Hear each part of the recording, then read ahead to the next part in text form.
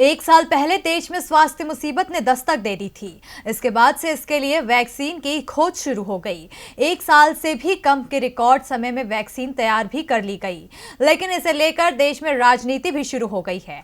राजनीतिक दलों से जुड़े लोग तो सवाल उठा ही रहे हैं। अब वैक्सीन बनाने वाली कंपनियां भी इस लड़ाई में कूद पड़ी है। तो वैक्सीन बनाने वाली कंपनियों में क्यों शुरू हुई तकरार, देखें इस रिपोर्ट में। सरकार ने देश में बनी 2 वैक्सीनों को मंजूरी दे दी है। एक वैक्सीन सीरम इंस्टीट्यूट यानी SII की है और दूसरी भारत बायोटेक की।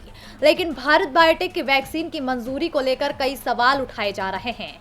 शुरुआत कांग्रेस नेता शशि थरूर ने की, जयराम रमेश का भी उन्हें साथ मिल गया। कई स्वास्थ्य विशेषज्ञों ने भी इस पर सवाल उठाए। लेकिन जब SII के CEO आधार पूनावाला ने सवाल उठाए तो भारत बायोटेक के चेयरमैन भड़क उठा।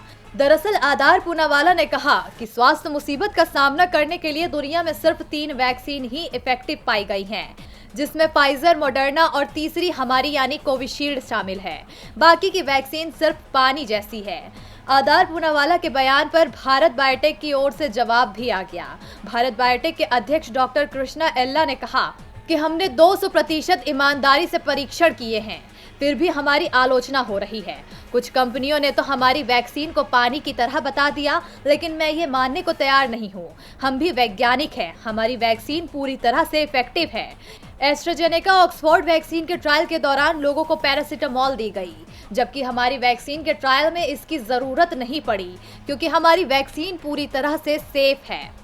सीरम और भारत बायोटेक अब एक दूसरे की वैक्सीन को खराब बताने में जुट गई है, जबकि सरकार की ओर से इन 2 कंपनियों की वैक्सीन को हरी झंडी मिल चुकी है। अब सवाल यह है कि ये दोनों कंपनियां एक दूसरे की वैक्सीन को खराब क्यों बता रही है। मामला क्या बिजनेस का है या फिर कुछ और?